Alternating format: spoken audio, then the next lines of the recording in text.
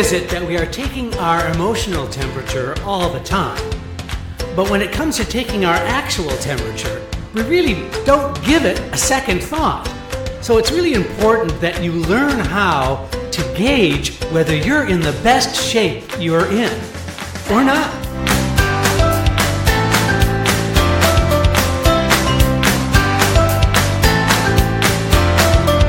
Welcome to Casting Actors Cast, insights for actors on acting in the business of show.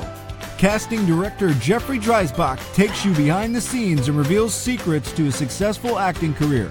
You can find out more on the web at castingactorscast.com.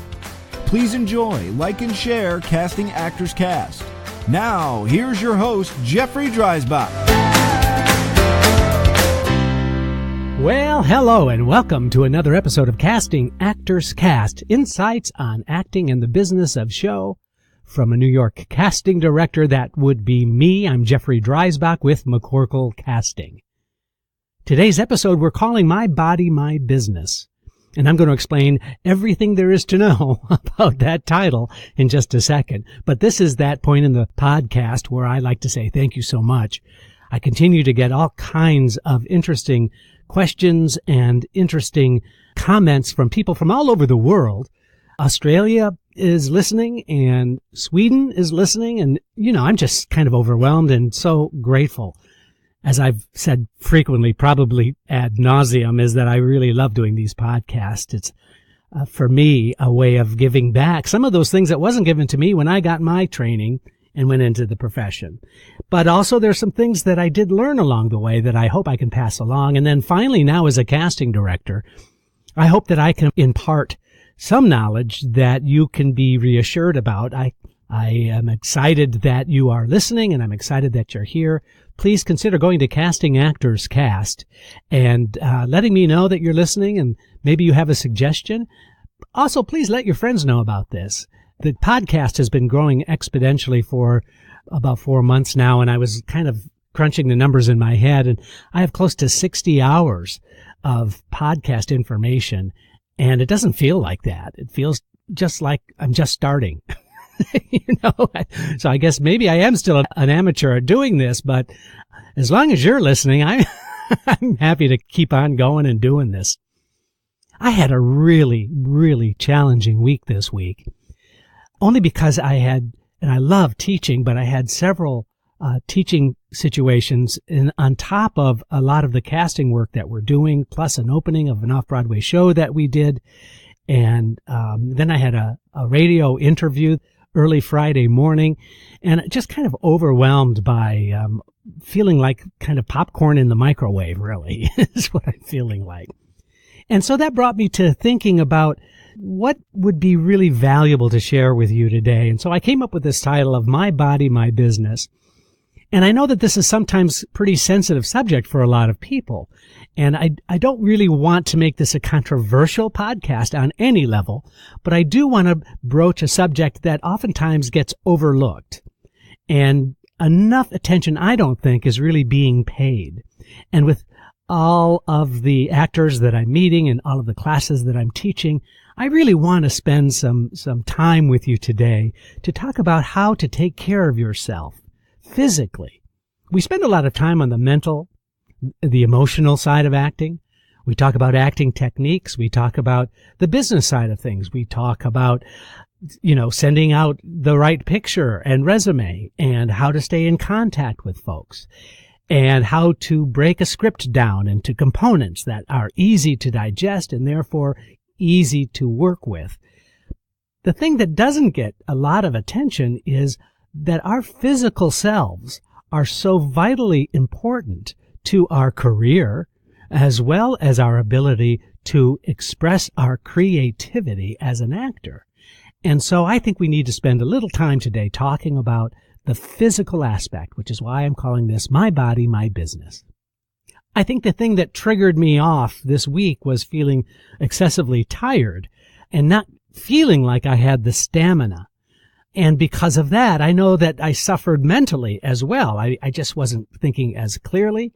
I wasn't very sharp in certain exchanges with some people in the business, and my emotional well-being really wasn't being attended to. And I realized that that was all based on the fact that I was burning the candle at both ends, that I really wasn't paying attention to those signals that my body was giving me. Now, I can spend the rest of the podcast talking about those things that we know about, right? Eat well, get plenty of rest. When I'm saying eat well, cut down on the sugar, do what you can about your carb intake, get some exercise. And, how many times have we heard that? And intellectually, we understand that. But let me share a personal story, if I may, with you about this. And maybe that'll be in some way a help to you. It was about a year ago that I was holding an audition at Pearl Studios in New York. And as I was ending the audition session and coming out of the studio, I noticed that the studio next door had a lot of really attractive people. And they all were smiling and happy, and they were all wearing tap shoes. I thought, what the heck is going on? So I went up to them and said, hi, so what's going on? And the attractive young woman said, well, this is cardio tap. You will love it. I said, cardio tap? I've never heard of cardio tap. And she said, yeah, cardio tap. And she gave me a card. Now, in my 20s, I loved to sing and dance. I had a lot of opportunities as a musical comedy person and did some musical stuff. And I loved going to tap class, and it was one of the coolest things ever. And so now here I am 30 years later and thinking, gosh, I'm thinking maybe I should go to this cardio tap class. So sure enough, I looked up online, and it was once a week, and it was a Wednesday. And I looked in my calendar, and I didn't have anything going on the following Wednesday. So I said, okay, I'm going to do this. So then, of course, the next challenge was to go and find my tap shoes. And where in the heck did I put my tap shoes? It had been 30 years. And I couldn't find my tap shoes. I looked everywhere. Finally, I looked in the storage room, and there they were. The leather was so old and crinkly, and the taps were still there. They were very well worn. And these shoes hadn't been worn in 30 years. I thought, oh, to hell with it. So I put on the tap shoes, and they still fit. My feet hadn't spread out that much, I guess, and so I could still wear them. But the leather was kind of crunchy, and the shoelaces were all kind of ratty, and it was kind of a hot mess, really. But I decided, okay, make a commitment, stick to the commitment, and do this. So then I show up a week later at the cardio tap class, and there are these young ladies and gentlemen, and they are all excited, and I come in and I'm smiling and saying hello and waving and thinking this is going to be so much fun. And in my head, I'm thinking, okay, we're just going to be like doing the time step for like 25 minutes or something like that. And then maybe a shuffle off to Buffalo for like left and right for like 20. It's not going to be that involved. And the very young, very perky class leader, instructor gets up and says, and here we go. And sure enough, it was the time step. Now let's jump ahead 6 minutes later. Okay, picture this. 6 minutes into the time step for cardio tap in our class. I am literally on my hands and knees, barely able to catch my breath. I mean, it was serious. It was like, and my heart was pounding in my chest so loud, I thought I was going to pass out. And I'm looking up at these young people still going at the time step, and they're me just feeling so humiliated and out of breath and dizzy. And then she says, okay, everybody, let's kick it up a notch. To which my head turned to her, and I went, and I laid on my back for about the next 15 or 20 minutes. And then I couldn't take that anymore, so I got up, and I started doing it again, and now they were doing the most intricate steps that I could never, ever follow in a million years. And I tell you what, it was the rudest awakening I could have ever had. I was just overwhelmed by me making this decision. And of course, I'm beating the hell out of myself. Like, what did you think, Jeff? What did you think you were going to be doing? And at the very end of the class, the instructor said, you did really well. I was like, oh, great. Yeah, thanks. That's really great. I'm going to do this a lot, right? So needless to say, I sadly took off my tap shoes and I put them back in storage. But here's the lesson that I did learn. I couldn't go back and pick up with tap what I had left 30 years ago. What the hell was I thinking? And then that also got me to thinking about my physical self. And, you know, over time, and I stopped acting and I started casting, and I've been casting for 8 years now. And I've been happily married and my life is going really well. And yet slowly I realized that I had put on kind of a little more weight than I would be happy with. I didn't feel fat. I wasn't calling myself names, but there was part of me that sort of didn't care. And that kind of bothered me. You know, I cared that I didn't care. So I went and got a physical because I thought, well, it's been a little while and maybe I should just get myself checked out.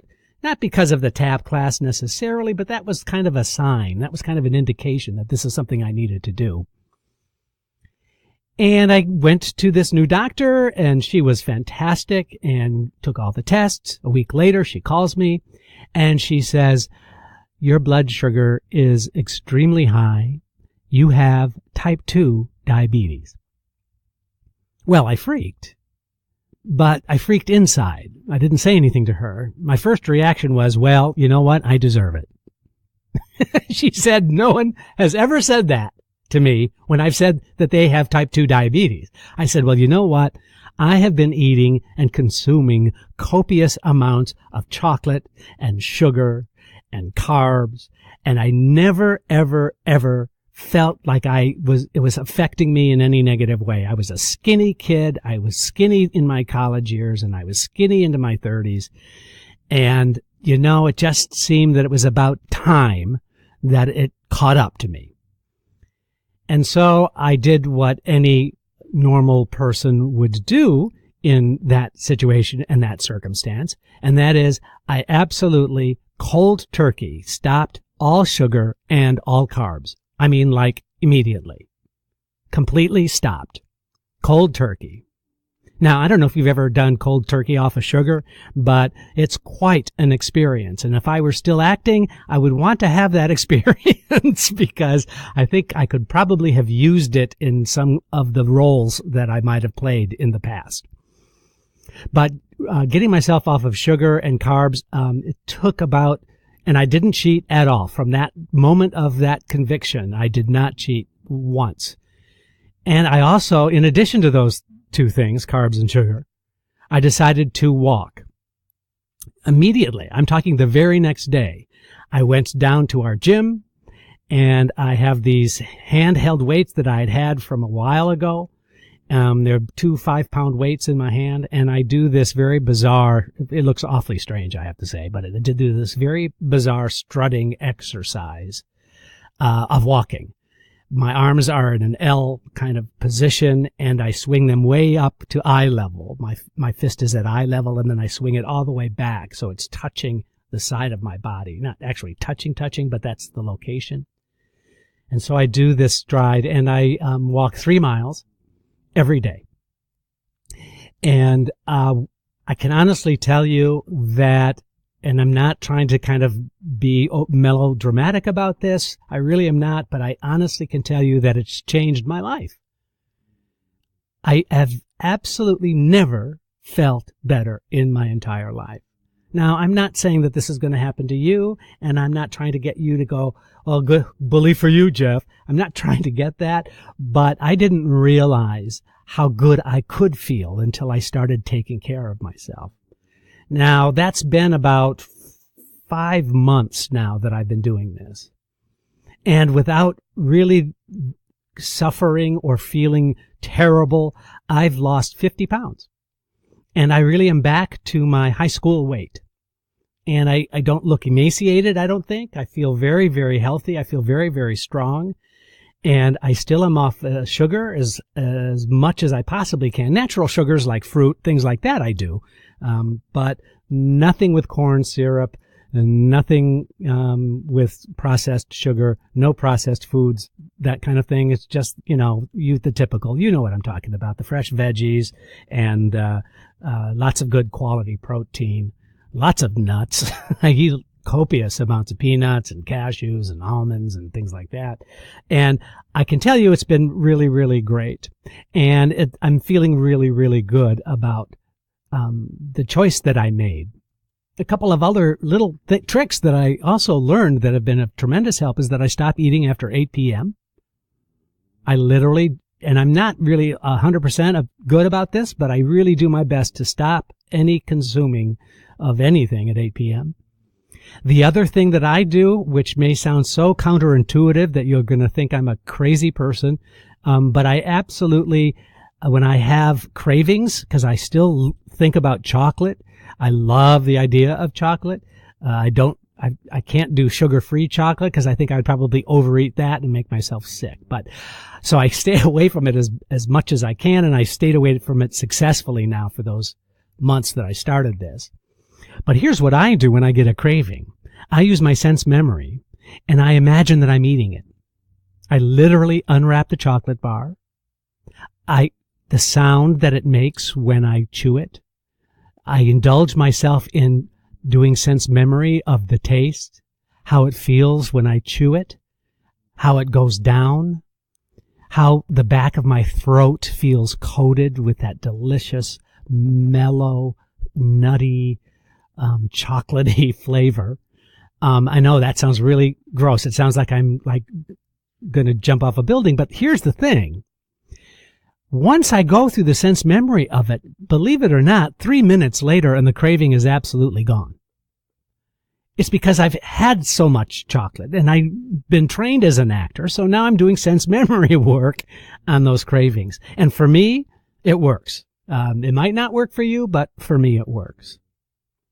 So for me, taking care of business is really about my body, my business. I want to encourage you to really take a cold, hard look at yourself physically. Now, I'm not body shaming about this. I don't want anyone to be upset with themselves on any level. The good news is that there are opportunities out there to put yourself in the best physical shape that you can without beating yourself up.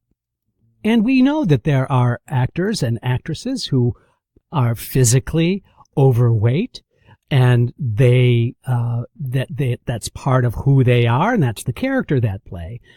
However, I'm suggesting to you that those people who are not in the best physical shape have absolutely limited their opportunities in their career. Now, the fact that they're successful is fantastic, but just think, if you were in the better physical shape, if you didn't have, a little excess weight around your belly, for example, and you had a little more tone in your body, don't you think that would just open you up to the casting possibilities that are out there? That, in fact, you're opening yourself to more opportunities rather than having a director or a producer or a manager or an agent think of you in your physical self and not pay attention to your acting. All I'm suggesting is taking a good, cold, hard look. Eat well. Your stamina is critically important as an actor. Either you're doing film or television, there's a lot of waiting around, and then you have to summon up the energy to go out onto a set and deliver the goods when you've waited around for a long period of time. That takes a toll. If you're doing 8 shows a week in a play, that takes a toll. Even though you might be on stage for 2.5 hours or whatever it is, you are still exerting as much energy as an airline pilot stressing out over a cross-country trip. And so it's vital that you do everything in your power to take care of yourself. Now, here's the secret that I've experienced, and that's what I wanted to share this with you. When you are in better physical shape, when you feel like you're in good physical shape, not only do you have the stamina, but mentally, things become clearer. Your ability to make really good, intelligent choices as far as your acting is concerned is such a healthier experience. You feel it inside. In addition to that, your emotional well-being is critically important. The actor has to be emotionally centered and focused, And then the characters that you're playing, maybe you're playing a crazy person. Okay, that's fine, but you have to have the emotional ability to channel in those energies and those resources into the character that you're playing. So all of those kinds of benefits really go into who you are. So take a good hard look. How do you look? Are you happy with the way you look? Is there something you can do to change so that you can feel better, look better? Again, I'm not talking about just overweight or body shaming on any level. I'm just talking about what is really right for you. And if you're branding yourself correctly, your weight, your physical presence, that contributes to your brand. Your physical self is part of who you are as an actor. And making yourself available for more opportunities because of that, not less, is what success is all about. Thank you for listening. I'm Jeffrey Dreisbach.